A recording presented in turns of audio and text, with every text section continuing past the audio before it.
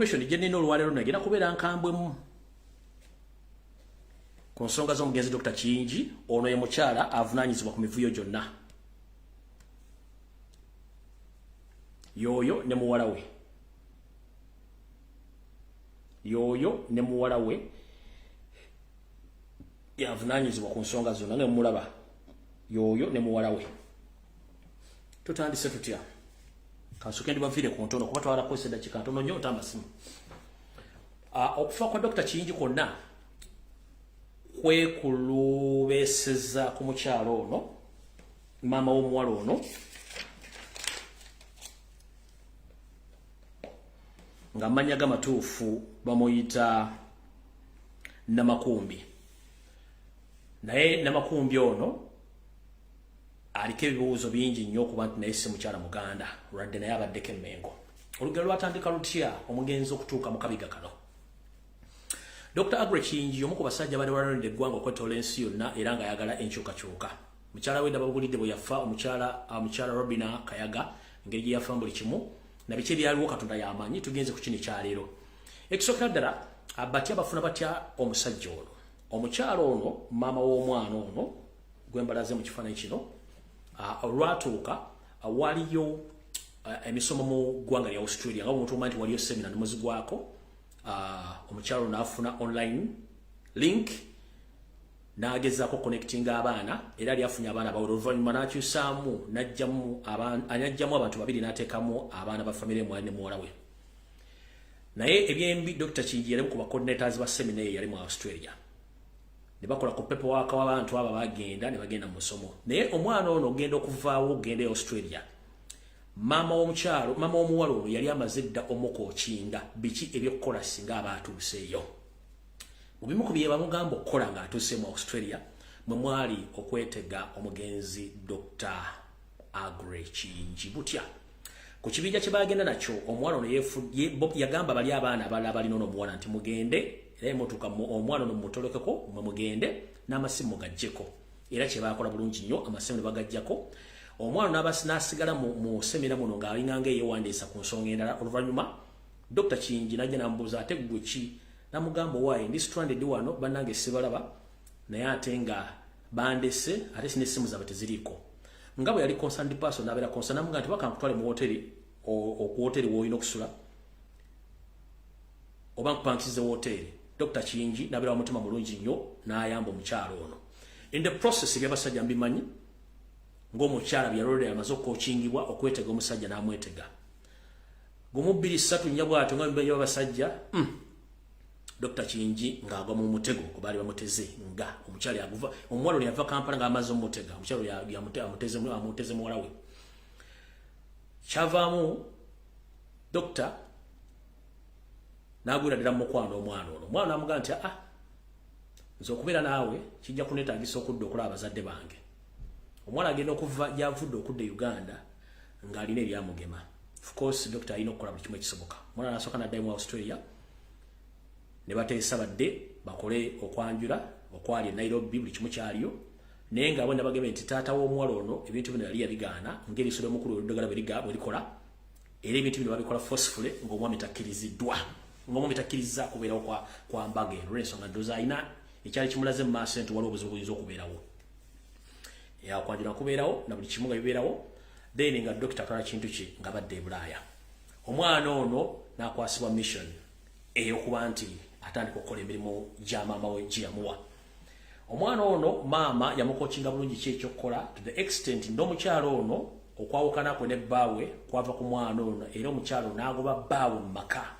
Bbaawe n'asigala ng'ayagga bw'atyo yakomekereza ali mu kazigo ekyengera n'okutuusa olwaliro gy'ali mu kupangisa gye yawasa omukyala omulala ne baawukana.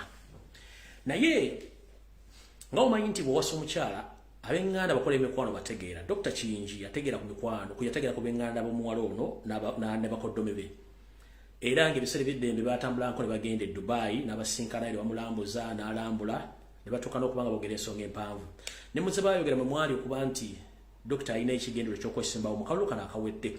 Era ne buposita n'abufulumya. Mu kubufulumya n'abuwa bano abakoddomi bwe n'omu mulamu w'omuwala. Be bantu baalinga bana. Kati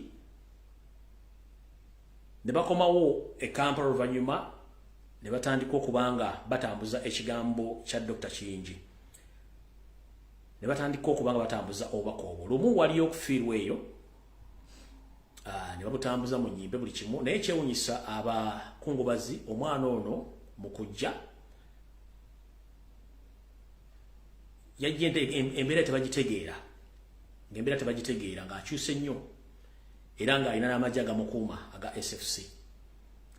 Kati abantu abavubuka bano abavubuka banyina bono omuwala ne muganda we omulala baddayo ke Dubai okusinkana Dr. Kiyingi. Wabawo eyawa information agiwa state ni Dr. Kiyingi alina abantu bakolaga nabo abamukubira campaign okuba nti agenda kwesiba okuba president, ate nga bakimanyi nti Dr. Kiyingi bali bamunoonya dda. Ebiseera ebyalimu Kayihura nga ye Inspector General of Police, Kayihura n'omutegeeza n'akola kyonna ekisoboka okuba nga alondola abantu bano n'abalondola mpaka mu ggwanga lya United Arab Emirates gye baali bonna, era abasinga obungi bakwatibwa nga kuliko sister w'omuwala ono n'abantu abalala bataano banyina bono omuwala baliko basatu, naye kwaliko banyina basatu abalenzi ne sister we n'omwami mulala eyali family friend babakwatira Dubai. Naye mu kubafulumya Kayihura nga ayagala obafulumya kyamu obuzibu okubafulumya kubanga bakola jjanjali ku kisaawe ne batasoka kufulumirawo. Biseera Kayihura yatasaaga olwokuba nti waliwo coordination between eggwanga eryo ne lya Uganda.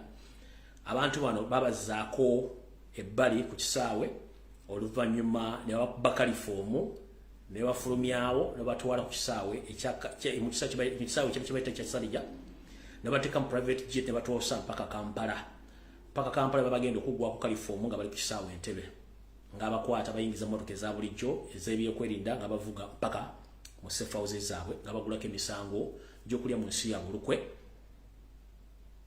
yoga nga batadde mu makomera ag'enjawulo. Bateeka mu makomera ag'enjawulo, omukyalo ono ye ng'asigala ajja e Kampala nejjukira baawe nga musajja anoonyezebwa Museveni ebbanga lyonna, ng'abagulako emisango gy'okulya mu nsi ya Olukwe era nga balina basi bamayisa. Omukyalo ono mama w'omuwala ono ng'akola olukwesikwesi okusinkana state okwogera naye, era yasinkana Museveni n'abebyokwenda omuli n'abalala ne bakola deal bate abaana be ndowooza ne bamuwa omulimu ogw'okukola. Ndowooza omulimu ogwo mwali okuggyawo Dr. Kiyingi, era abaana abo ne babata ono asigala ku deal eyo. Abamu ku bo kwe kuli ono omu ku baali bavunaanyizibwa emisango gy'okulya mu nsi ya Olukwe, kwe kuli oyo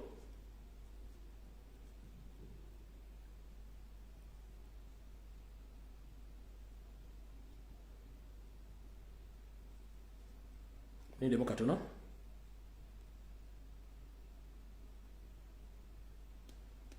kwe kuli n'ono ali kwe kuli n'ono yennyini asibye ekitambaala ekya red n'abo besobodde kufuna ebifaananyi byabwe ne bateebwa mu mikono gya gavumenti ng'amaze okukola ddiiro. Omwana ono n'asooka n'asalako emikwano gya Dr. Kiyingi gyonna na buli kimu n'aluka ddiiro ye nga bw'erina okuba ng'etambula, naye nga akola olukulu lonna yennyina paka lwatuukiridde okuba nti Dr. Kiyingi agibwawo, n'okuba nti buli kimu kyonna ekya Dr. Kiyingi kyali kimaze okukyusibwa n'okuba nga kitwalibwa we yafiiridde ng'emboozi bwe ginabinyiza ku Lwokusatu, buli kimu ne kiba nga kitwaliddwa n'okutuuka olwaleero nti muyinza n'okubanga dokita okumuziika kuyinza okubaako okulya n'okukomba essowaani, sinakindi banagenda okuba nga amaze omumuziika nga takyalina kyabugagga kyonna olw'ensonga nti bano bajja kuba bamaze obbeddiza. Naye ng'ate okusinziira ku sources ze nnina, dokita yakola ebintu bingi nnyo nga bikolera famire n'omuwala ono, naye Katonda nga mumanyi nti bw'aba atuusizza okujjawo era akujjawo n'akutwala mu ngeri esesa era abantu gye batasobola kutegeera, naye dokita bw'atyo bwe yaseeredde mu ngeri y'okuba nti baamuzannya omuzannyo gwali muwanvu nnyo, era nga amannya gano wammanga kuli Aisha Nakasibante yoyo gwembalaza mu Gomesi mu kifaa mu Gomesi nga yesibye ekitambala ekimyufu, Namakumbi nyina wa Aisha Sentamu Kazeyi, Nakaira Maimuna, amanyiddwa ennyo nga Galo, ne Muzeeyi Yusuf Kaloddo, kati ate wano mu Dubai okubaketta obulungi okumanya emisango gyonna n'okubakwata, ate Kayihura ne gavumenti bakozesa omuvuka gwe bayita Roni ng'ayina kago company Dubai. Ono Roni musajja munyalala kuba nti yeyita Muganda yakolanga okuketta konna batuko okukwata abantu bano, then Kayihura ajja abakime abatwale. Tuuka muyita Roni ayina kago company Dubai yakola omulimu gw'okubega abantu bano mu kitongole ng'ayita mu kitongole kya ISO okuba nti bakola ebintu byonna ebyokuwamba.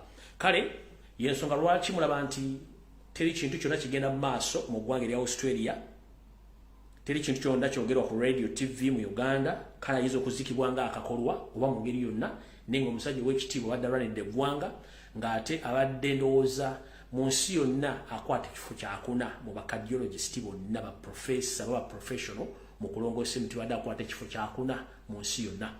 Era nga n'ebyokulongoosa kati ebisingadde yabivaako nga yadda mu kusomesa ate emiti emito egirina kubanga gisomesa oba kukola emirimu gy'okujjanja. Bw'atyo omugenzi Dr. Kiyingi bw'atyo byasaanyiziddwawo. Kale mwenna mbakubiriza omulanga abasajja Baganda ne Bannayuganda, mwegendereze nnyo, olugendo tukyalina luwanvu nnyo okwejjamu enkwezenge kubanga si byangu. Amasimu ng'atadde naye nabagambye essimu njagala omuntu agenda okukuba ng'ayina information ekwatagana n'eyange oba ng'eyawukana n'eyange nengiridinga ku kintu kyekimu. Njagala abakumi ne mwe n'abakumi nga muwa information ekwatagana ne kunfa Dr. Kiyingi ne information gye mulina ekwatagana ku nfe, kuba tetwagala musajja naafe nga tafunye last respect ng'abadde omulwanyi wadde abala bonna basiisa okumwogerako nga batya state. Nze information njifulumyanga bweri kuba maze mana ginongerezaako. Saagala Dr. Kiyingi amale kufo bya kisiru ate muwoze bannange twamanya omanyi tusiimanya abantu nga bagenze. Ensonga lwaki nkoze ekintu kino badde ngoberera nnyo Dr. Kiyingi mu struggle yino kuba tali mu nnungu badde akola bibye. Naye yafune nadde n'omuwa ekitiibwa n'omuwa last respect okuba nti mwogerako abantu bategeere yaani na biki.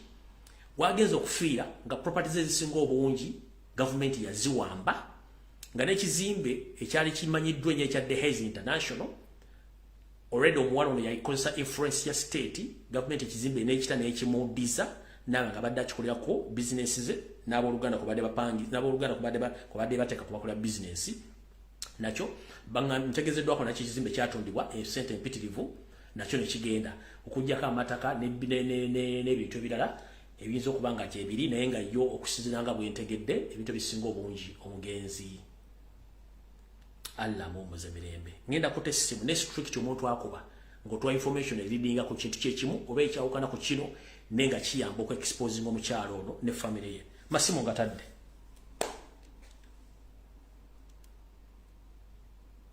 Songa za Dr. Kiyingi strictly amasimu ngatadde.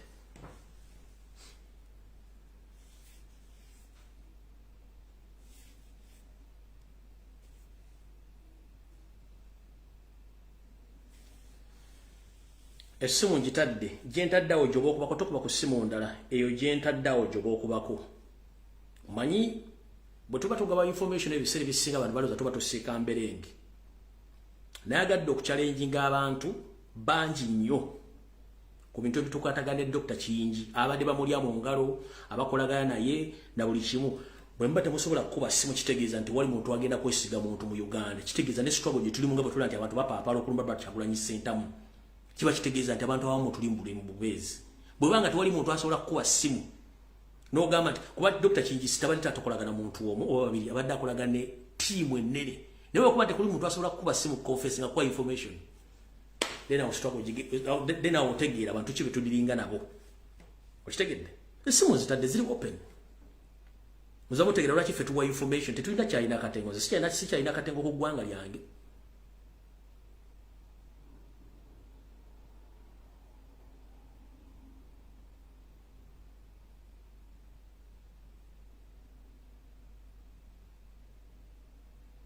Ndowooza olaba be batuyita Bannayuganda abo. Esimu nzitadde bwe mba muloza information egifuna kya muzannyo nga naawe agina ogityo egifulumya. Kati saasira ffe bakikoze emyaka tugenda mweta tubawa information on a daily basis, weekly basis, tuba ku information neetuukirira neebeerawo. Naye nga guli mu diaspora obadde okulaga n'ekiyingi information ogina naye ng'otya sobola kuba simu bagenda kuwulira eddoboozi lyange asoose Wuuno. Sebo Jacket TV. Kale sebo nawe gyebaleko. Kale sebo nawe gyebaleko. Okuweereza eggwanga. Kale sebo. Nze natandika okuwulira Dr. Kiyingi ndowooza emyaka nga 10 n'okusoba ku leediyo mu Nnansi. Era omusajja oyo ye yanteekamu ekibayita omwoyo gwa ggwanga n'okufiira ku kituufu ku lw'ensi yaffe Uganda. Dr. Kiyingi yayogerera omusajja oyo yakola omulimu gw'amaanyi nnyo okutujja ekifu ku bwongo ne ku maaso ku bikolobero Nakyemalira bye yali akola. Kubanga yabyeexposinganga bulungi, yabyogeranga bulungi nga teyeekwekeredde, nga buli kimu akyogeranga bukyali era bukyali. Na exposinga Nakyemalira Sserwajja okwota Museveni nga bwe yali abba ensi yaffe, bwe yali attamu bannansi, era Nakyemalira abadde atya nnyo Dr. Kiyingi kubanga ng'amanyi nti ye musajja almost mu bantu bonna ababadde bamanyi Museveni in and out ye Dr. Kiyingi, ye Dr. Abre Kiyingi abadde amanyi Museveni in and out, era Museveni nga ye alina okumusaanyaawo. Naye omukyalo oyo bw'abanga yakoze ekintu ekyo nga Dr. Kiyingi akoledde famire y'omukyalo oyo ebirungi by'okunsi kuno ebyetaagisa omuntu byasinga okwagala, bw'abanga yakikoze omukyalo oyo ne famire ye Allah abakuba ebbalaayi nabo bazikirire.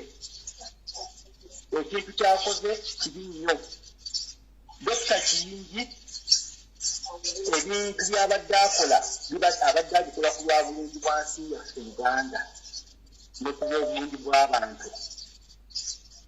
Naye babanga bamusaanyizaawo, bwebanga bamusaanyizaawo bwe batyo walayi nabwe ensi tebagenda gifunamu mirembe.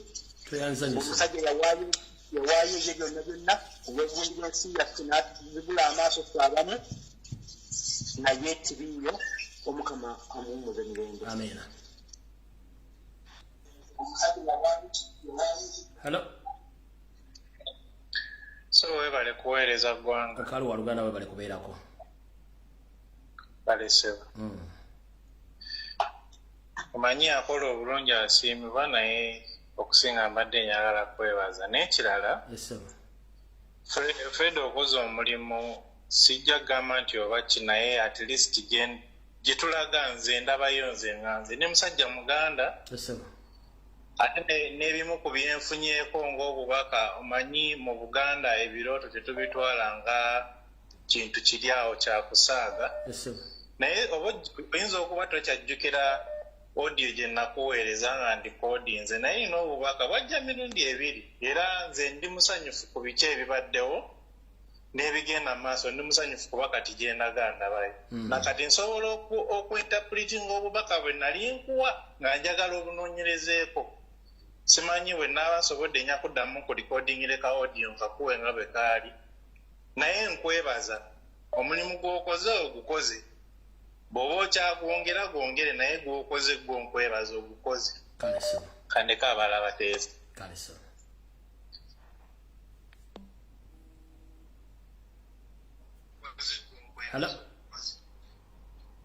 Hello, Mukululu. Yejebaleko sebo. Nkale nyabo nawe jebaleko. Kati nze mbadde mbuuza ka audio kange gye wakawulidde nanti tewali akuba kwogera ku Dr. Kiyingi. Mama nfuna audio mpitirivu nnyo, olumu sifuna budde buliza audio. Nfuna message mpitirivu. Ka audio kabadde kataka. Nga njogera ku by'ettaka ng'ebyo bwe baziika e Bulaaya na buli kimu. Akettaka tujja kakola ku Sande. Nja kuwa chance okuba ku ttaka ku Sande. Njagala Dr. Kiyingi manyi tulina ekizibu kimu mu Uganda. Kansoke nkwato ngojja kuba ku Sande, ettaka tugere ku Sande. Kansoke nkwato. Kale sebo.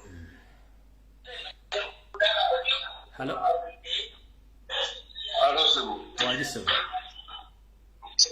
Ono Kaloli ali wano ku ssaza lya Kaloli. Yes, sir. Naye wano nafunawo omusajja mukwano gwange omunangamba nti ledda omukyala bamuwaayiriza ng'ate ye ne bw'aba agenda Uganda tatuuka akoma mu Mombasa akoma Nairobi. Nga ne omukyala omusajja ogenda okufumbu omukyala yabadde Kampala n'asiba omulambo ennaku 2 paka lwe yazzeeyo n'alyoka agulanga nga ye. Kati ye yaŋŋambye ng'oli akoma Nairobi era n'abantu bonna bwe balinnya bulinnyiri bamusanga Nairobi n'abalaba era naye tatuuka mu Mombasa. Ne mugamba nti oba omuntu tatuuka mu Mombasa ate asaba atya gavumenti ekole ku funeral y'okuziika mu bbaawe. Nere yagenda waliwo bafiire waabwe omukyala oyo SFC yamwerekera mu kuziika era buli family member yali mu kuziika n'agamba ono omwana yatuuka ty okuwerekera amagye ga Museveni okumuwere. Kati ninamu abantu besikyala kuwuliza bannayuganda oba mbayite engeri gye siri muvumi nnyo naye mpulira obusungu ku bannayuganda abamu. Naye ojja bbawulira mu kuziika dokita abadde kino dokita abadde kiri. Kati kitegeeza abalwanyi muba bamalamu n'amaanyi nga tasobola muwa respect kwogera mugenda zogerera doddawa. Kale y'ensonga eyo lwaki nabadde nkoze ekyo neŋŋamba nti akankuka bw'ogambye nti bakube nange mbadde kwendi wano kukuba nenjagala ndabe nti nombaako kyenjogera ku nsonga eyo. Naye kati kirabika omukazi oyo wakabano era ye yattidde ddala omusajja oyo. Owulidde wakabano naye gala amanya yakyusa makyusa ye ssebo yakyusa makyusa. Kale ssebo naakuwulira.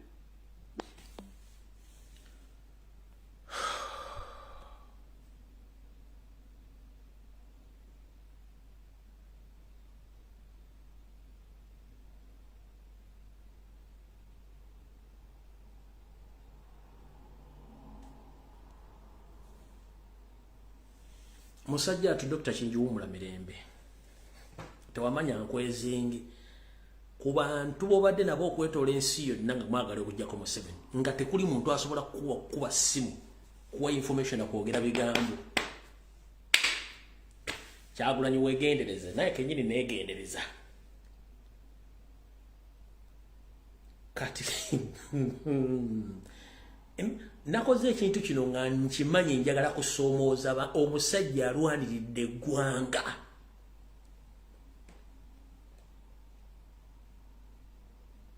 Naye omusajja almost ndoza spending billions eziwere 15 mu kujjako Museveni. Naye kuba tolowooza nti abadde n'abantu bokka abadde n'abantu okwetoola ensi yonna bannayuganda. Where are they right now? Tasobola nakuba simu.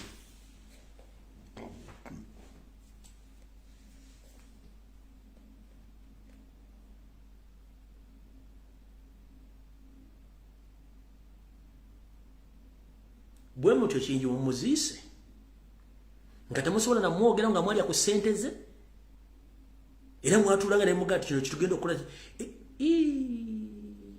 bannayuganda muswaza. In fact okubeera mu struggle eno kunjigiriza ebintu bingi era nkuliddemu ntegedde abantu mmanyi buli kimu mmanyi ne kyekitegeeza kye bayita struggle. Manyine chebateke bubaga strong kati njima chebayitege struggle.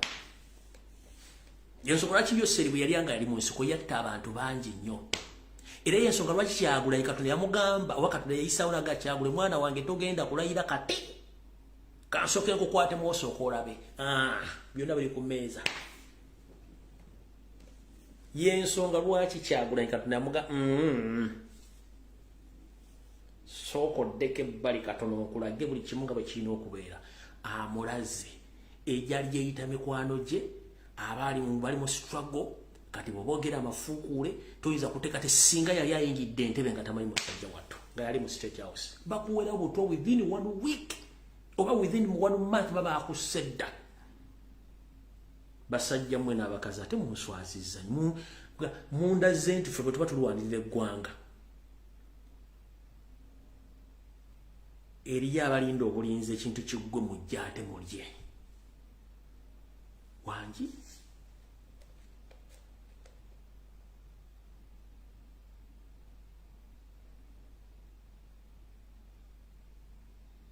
bwe mutyo muzise Kiyingi tekuli ayogera.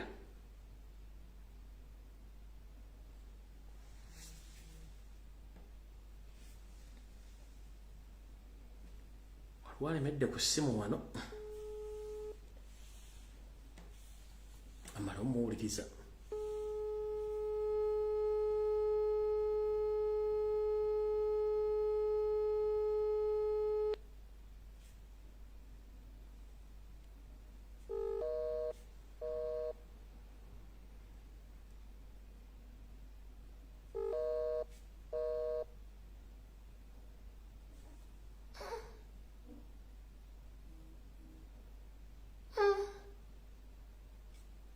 Yagulanyi oli musajja nnyo.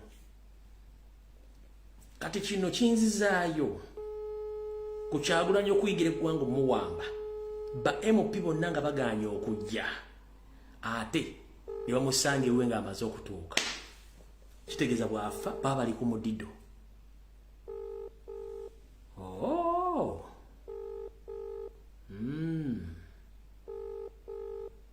Okay.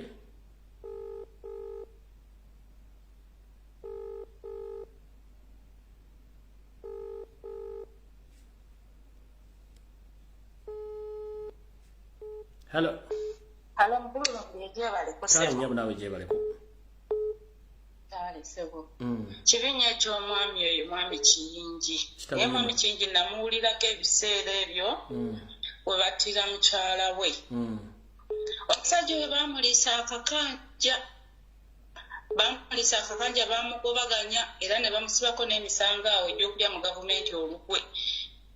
Ne bamuddusa emisinde era n'okunzijukira n'okugenda yayitira n'eno Kenya okiwulira naye ne neebuuzaamu nammwe abasajja Abaganda banange ekibagaza abakazi Abanyarwanda okubamalawo bwe batyo kiki maama ogw'okulya gwasula wammese mu kita nedda naye kino kisusse bannange musooke mutunuulire bonna abasajja abawana Abaganda ababadde abagagga basigaliddewo balina ke bayina anti Abaganda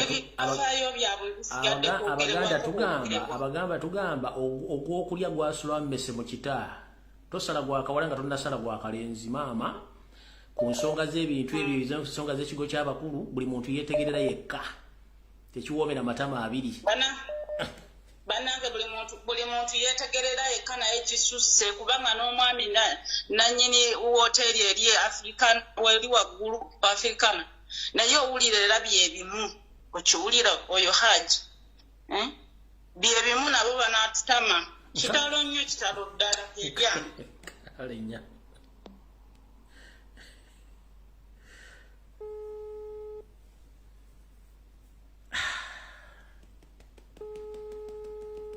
okusoma tekuggwaayo nsomye nsomedde mu struggle muno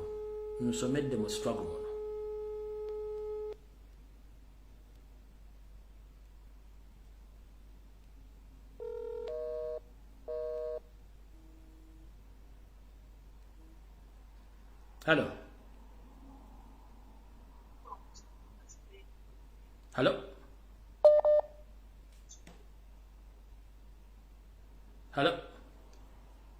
Hello. Wanji sebo. Yebaliko sebo. Kale sebo nawe jebaliko. Kale ensonga gy'obadde oyogerako. Eya Dr. Kiyingi. Abadde ayina okufa. Because abadde threat ku hospital. Dr. Kiyingi abadde ayina okufa abadde abasuza teyeebase. Era ebiseera ebimu abadde talibeera active nga yasirika nga bamusalira amagezi. Ate abadde abalumya omuko omulala abadde Amaama Mbabazi ne mukazi we. Amaama Mbabazi baamusalira amagezi naye ye neyeerwanako najja London ne bagamba spine magulu bikoze bitya omanyi jjukira nti naye yali against Muhoozi project. Mweyo Muhoozi project waliwo lisiti y'abantu abalina okufa nga babeera nga waliwo lisiti y'abantu abalina okuba nga nedokita polisi ababaddeko. Ate kino tekiri ku mwami Kiyingi kyokka, akasajja kakolanka gasumba abantu bonna gye baameterenga mu kakonferensi ojja kubaako babiri abafa. Ng'era we yakola ku mutabani wa Amyonyo omusajja Abdul Naduli. Yes. Akakolanka gasumba ke kameshonize balina bagenda kunyigako omuntu omu. Kale sebo toyanza nyo sebo. Amina sebo.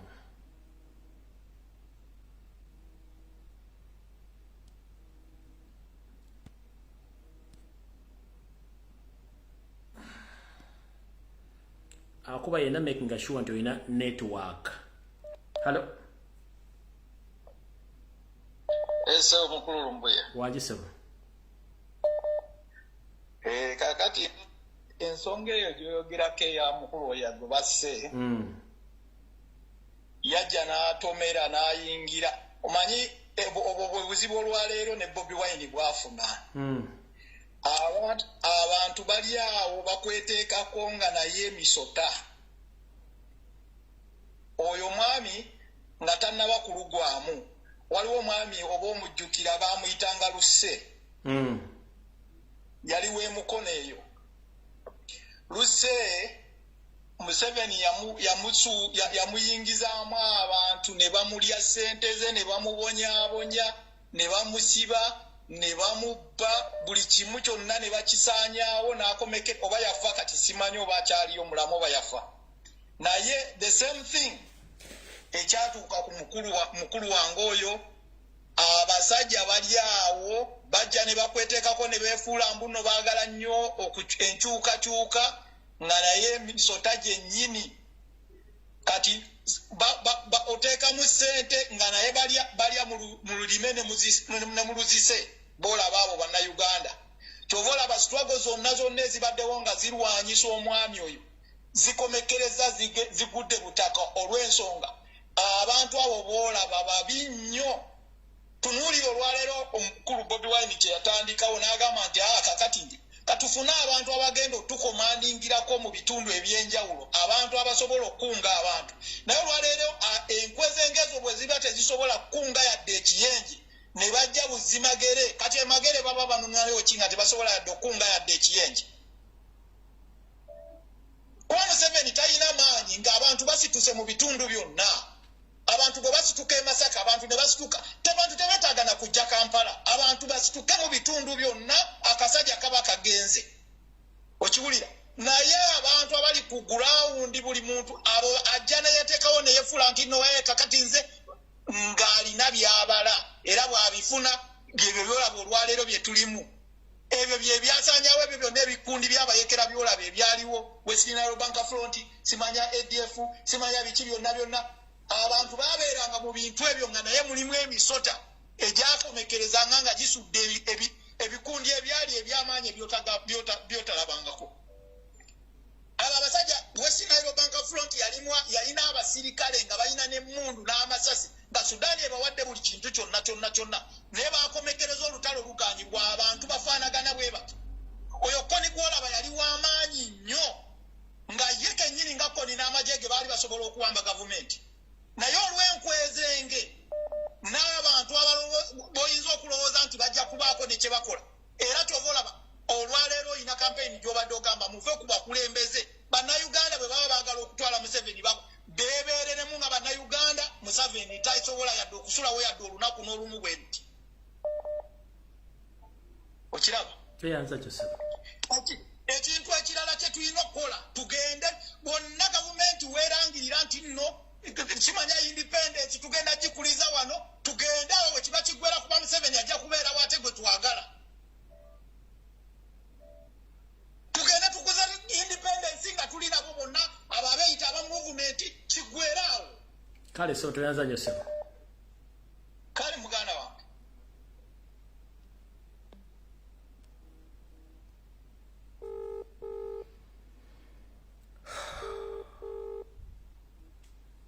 Sebo. Salonga mulengejja. Tuli ku live Salonga Mulengejja. Esawa zino. Tuli ku live Salonga Mulengejja gomanye ensonga zino badde ombuzeeko sigibuulire Kiyingi yaani mu dakiika 5 tugende mu maaso. Eva nakoze naweleza ebintu byonna. Dr. Kiyingi yabadde musajja mulwanirizi wa ddembe. Ompulira? Ensi ekuwulira. Waliwo audio gye nkoze naye tosobodde kuyifuna. Kati mu bimpimpi Dr. Kiyingi abadde wa kusatu mu nsi yonna. Abadde wa kusatu mu nsi yonna mu bantu abakunguka mu mitima. Eggwanga lifiiriddwa n'ensi yonna okutwalira awamu efiiriddwa Dr. Kiyingi. Dr. Kiyingi yafiirwa mukyala we baakuba amasasi bamuyitanga Robina Kiyingi bamutira e Uganda ne bamutta. Tolikiriya oli wansi nnyo. Tolikiriya? Soka weetereze. Kale. Sebo.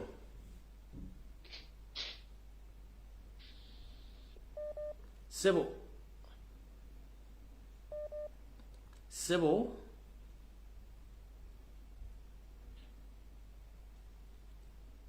akubye essimu bakifeesi bagitutte storage.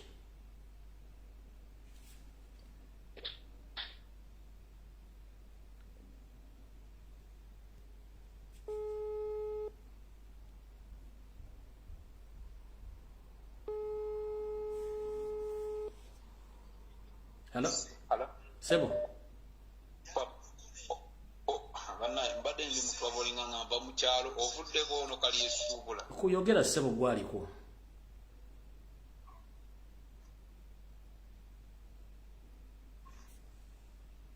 Hello? Sebo gwaliko yogera.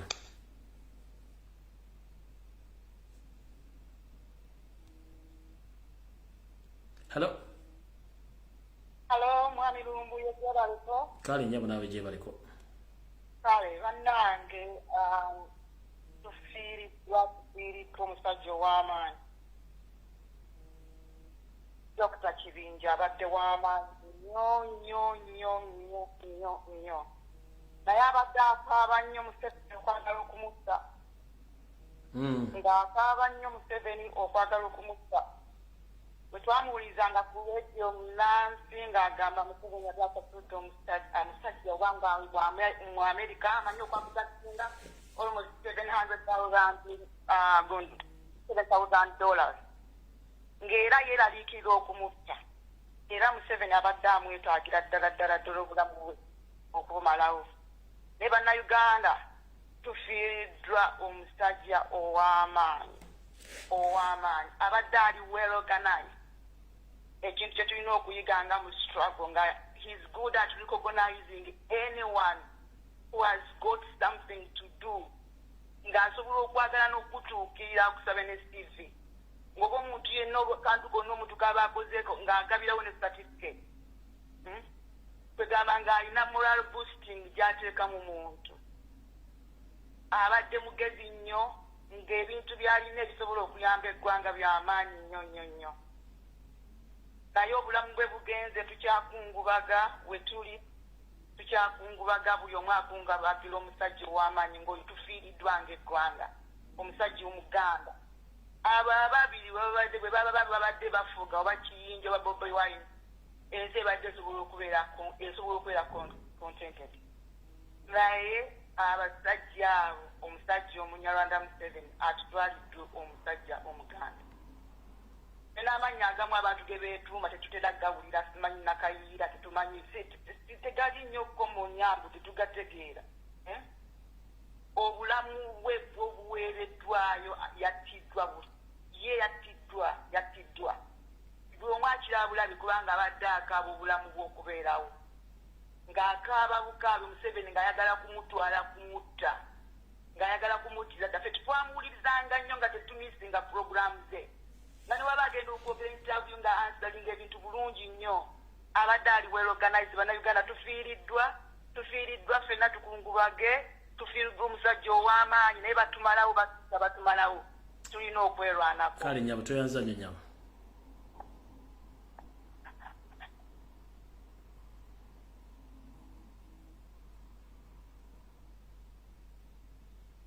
Sebo.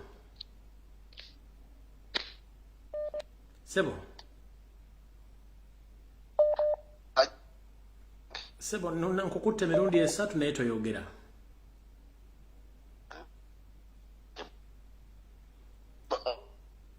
Wanjis funa network. Hello. Batuweereza. Kale nyabo nawe bali kubeerako. Teacher, buno obubaka bugenda wa pulezidenti waffe omulungi omulonde. Omwami eyali embalala eyalina emmundu ku country tour eyasooka nga pulezidenti waffe agenze embalala.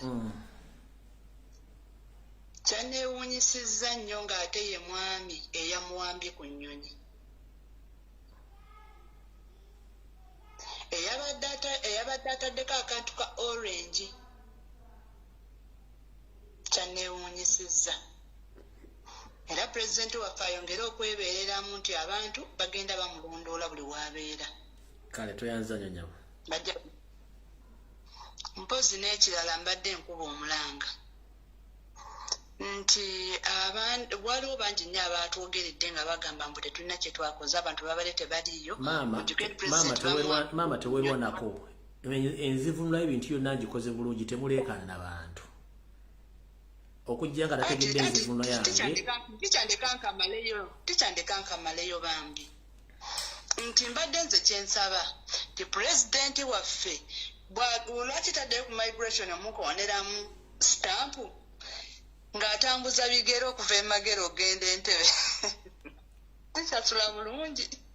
Mungu akume pulezidenti waffe bambi. Kale nyabu nawe sula bulungi. Kale sewo.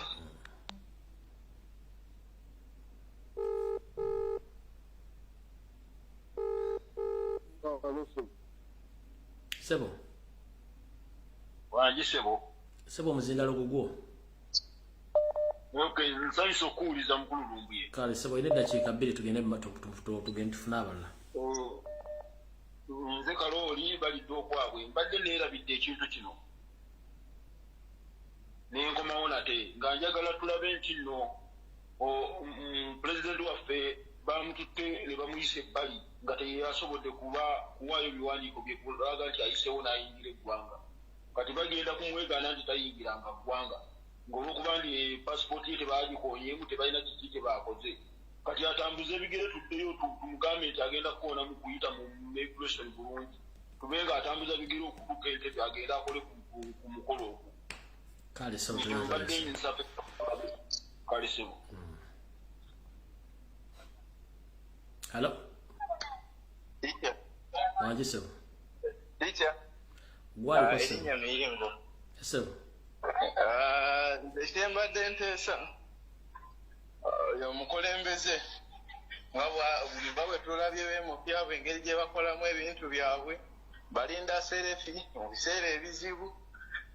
Tubategedde nnyo twongera okubategeera buli lunaku buli ssaawa eyitawo. Ekirala ku kya Dr. Kiyingi. Dr. Kiyingi oyo omuzeeyi yajja n'amumbuulirako ebitonotono. Yaŋŋamba omusajja oyo ye ng'omuntu kuviira ddala edda obukulembeze bwa Mwami Museveni tabwagala era n'asalawo okukola buli kimu kyasobola kulabika nga bukomezebwa. Naye abakyala bajja tutta abasajja bannange kubiriza abaganda bannange mufube nnyo okulaba nga mwagala abakyala abava mu mawanga gammwe. Sebo. Ffenna. Sebo. Wanji Sebo. N'omuganda akutta. Wanji Sebo. N'omuganda akutta. Naye ate Omunyarwanda kibi nnyo kuba omuwasa okimanyi nti olina musota. Omuntu aba alina omutima omunafu ng'ali ankuzibwa n'omuganda akutta. N'omutola akutta, n'omusoga akutta, n'omuntu akutta. Just embeera za muntu nti mugumiikiriza oba asobola. Alaba mu buto butonde bwaffe okusinziira ku nze abaganda tulina omutima eminafu mu ku kigambo ky'okutta abantu. Muganda wange ewase kabaka mwange obutwa mpozi yali mu Japan.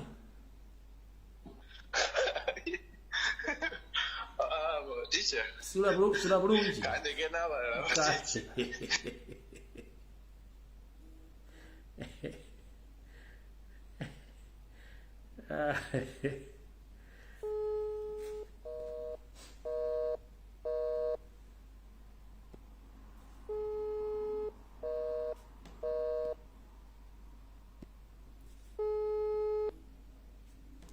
Sebo. Ogwebale. Nkale sebo nawe bale kubeerako sebo. Kakati ngenda tukira ku nsonga. Tukira ku nsonga ngaloga musanjiwe.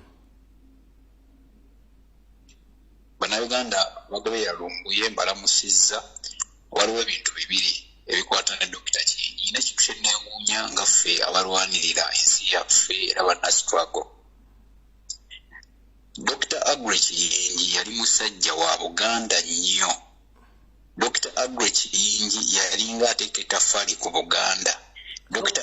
Kiyingi Namirembe Diocese. Bana njala kuterezaamu katono ndooza njogedde bubingambye nti yawase kabaka mwanga obutwa. No, njagala si Ssekabaka Mwanga. Ssekabaka Mwanga yakubibwa mundu naye mbadde ntegeeza nti eyawase Kabaka Frederick Luwangula Muteesa taata wa Kabaka Mutebi yaliko eyamuwa obutwa yali Muganda kyembadde ngeza okutegeeza. So yawaka Ssekabaka Edward Frederick Luwangula Muteesa obutwa yali mukyala Muganda. So si Ssekabaka Mwanga genda maaso. Mukyala nanyo nga Margaret nkutumiddeko. Okay, kakati nti waliwo ekintu kye neewuunya Teacher Lumbuye Bannayuganda okubeera nga basirise Dr. Kiyingi nga yattiddwa ne babeera nga basirise naddala Abaganda naddala mu Buganda ewa Kiyingi tewali wadde ekyoto tewali wadde akaku nga juzi omwana yali mu America nga tugenda mu COVID ennyumba yamala omwezi mulamba buli lunaku nga bakungubagira omwana na kati gavumenti ya America asasula abazadde n'ennyumba eyo naye ono baamusse butwa kubanga ffe tewali ngeri kijoyinza kakasa Munnayuganda nti Kiyingi teyafudde butwa era nga baayise mu mukazi gwe baamutega malaayo eyo ne bamutega n'atuukiriza mu mission ye. Naye Kiyingi abadde yeesigamiddwako abantu bangi ng'ogyeko ebyobufuzi Kiyingi abadde ayamba abantu nga taliiko ku kyabyabufuzi oba kyaki. Naye ekisinga okwewuunyisa ennyo Namirembe Diocese nga yakwatanga essente n'aziteeka mu Namirembe Diocese naye bonna basirise tewali kinyegebwa wadde ekyebuuzibwa nti bannange ebya Kiyingi biri bitya. Kiyingi yafudde naye mu kufa mu Uganda muno alinga omubbi wa booda yafudde nga omuntu ono omwana omugembe atembeye amagi. Bannayuganda singa bunaaja ku makyanga tetwebeereddemu abantu ab'ebitiibwa b'obuvunaanyizibwa bwe batyo ne bakeera ne babatuggyako ne babawa obutwa ne babakuba amasasi ne tusirika busirisi tukyafa nnyo tugenda kufiira ddala n'abalala b'omugaso bangi. Kiyingi abadde muntu wa kumwanjo nnyo ng'ensi yonna era yakola kyamaanyi nnyo okubeera nga Uganda ebongera okutumbanya oluvannyuma lw'okujjanjaba emitima abakulembeze b'amawanga ag'enjawulo ne ba vice ne ba prime minister. Kiyingi abadde alina ettaffaali yateekako naye Museveni bw'ategeera nti nnono dictator bw'ategeera nti nnono ayagala kunnwanyisa gwe gwasooka okunyiga mpaka lwe yamutega omukazi era ye yasse Kiyingi. Tewali ngeri gye bayinza kutunnyonnyola naye ekisinga okwewuunyisa Lumbuye lwaki olwaleero tewavaayo bantu bakulu bantu babuvunaanyizibwa ab'ebitiibwa abali mu Namirembe Diocese abali mu Buganda ddala gavumenti ya Buganda neesirika obuzirisa obutayogera wadde ku Dr. Kiyingi nga bino byonna wa Buganda yayamba obwakabaka bwa Buganda ng'ateekamu millions and millions of money ng'aziteekamu nga watali wadde okwesika.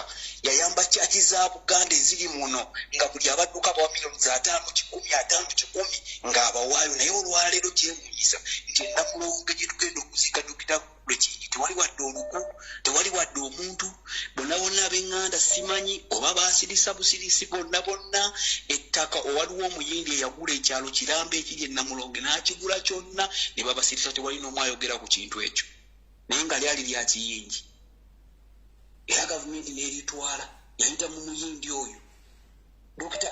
Kiyingi mulabanga ebintu ebiri awo buno bamussa avuddewo naye Uganda efunye eddibu ddene nnyo tugenda kudda mu kusanga musajja bw'atyo akwata millions 10 nga talina zaabuuzuma millions 3 n'azikuwa Buganda oba n'azikuwa diocese Nabirembe nga Church of Uganda n'agikuwa n'agamba mbawadde nammwe abadde ayamba ffe yatuyamba yayambanga abantu ffe yatuyamba abamu twesigamye ku ye teabadde nga atuyamba nga tali mu byabufuzi tali mu byaki ng'akusomesa ng'asobola okukuyamba.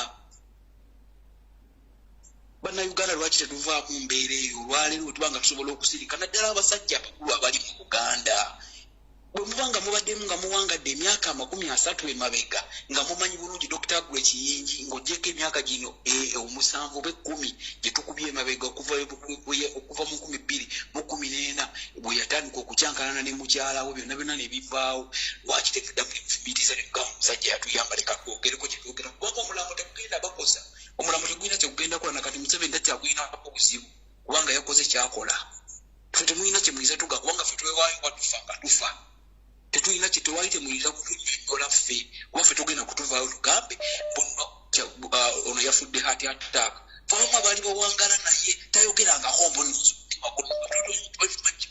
sukaali yamuluma ng'alina n'obukerera bwe bwamira omutima kuba yabadde dokita w'emitima ng'ebinabinamanyisobisho byabyo naye ekisinga okutukwasa ennaku n'okutwewuunyisa mu butuufu ng'ogamba naye kati nze naayogera n'agamba ani anaategeera tewali kye bagenda kutugamba nga Buganda esirise tewali n'omwe omukulu siina wadde omukungu n'omu gwe nali mpulidde okuva Kiyingi bwe yafa ng'ayogera ku kyatagule Kiyingi Buganda gavumenti ya Buganda ng'esirise tewali muntu n'omu yali avuddeyo n'agamba nti Nabirembe diocese eyimiridde evuddewo naye ng'emyaka 3 Kiyingi ayimiriddewo Nabirembe diocese agiyimirizaawo n'ebyafaayo byebiri era njagala principal wange yegendereze nnyo abantu abamuliko n'abamutambulirako abalowooza muno bakola ki nti bamwagala nnyo naawe tikyalumbuye ngulaba ogera n'oyogera ebintu waneeno n'ogamba abantu amutima otanategerawo ku gulawundi fe betumanyi nga balina ekyagulanyi naye nga bajjaamu nsolima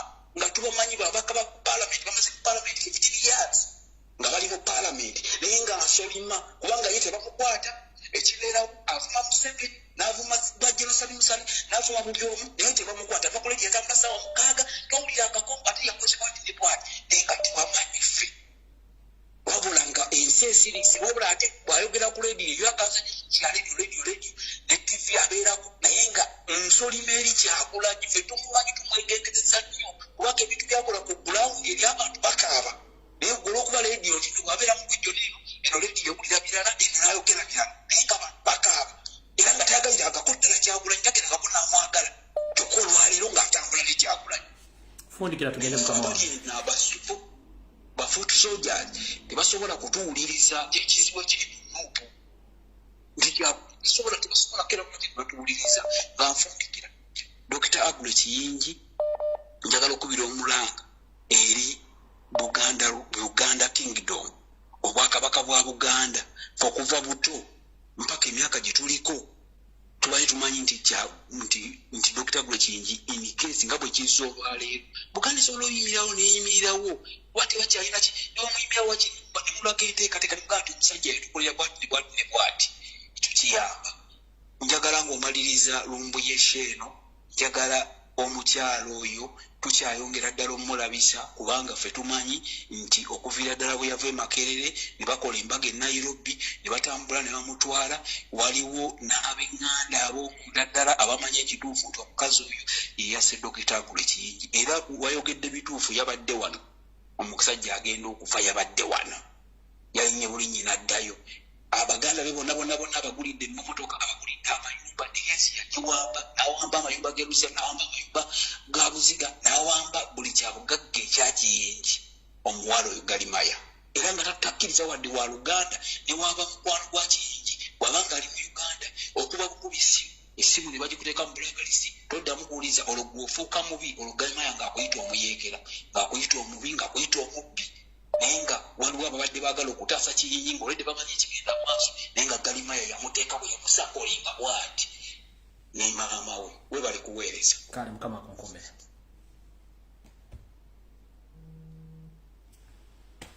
Dr. Kiyingi sina bingi byengenda kwogera mukama wonna wakutadde akoomweza mirembe obali kulwanira yansi na kulwanira bwakabaka lwakuba nti ku mulundi ogusembyeyo bo tebakuyimiriddeeko wadde okwogerako ffenna lyekkobo enjawulo yakusookayo kulwa Katonda n'ensi yange nze kusabira ki mukama akkingirize buli omu alina olugendo lwe naye nga buli muntu weetunulemu baana bakwetoolodde nakikyozaako maximum respect mukama bankumire video ewedde tusenkane ku Sunday mweraba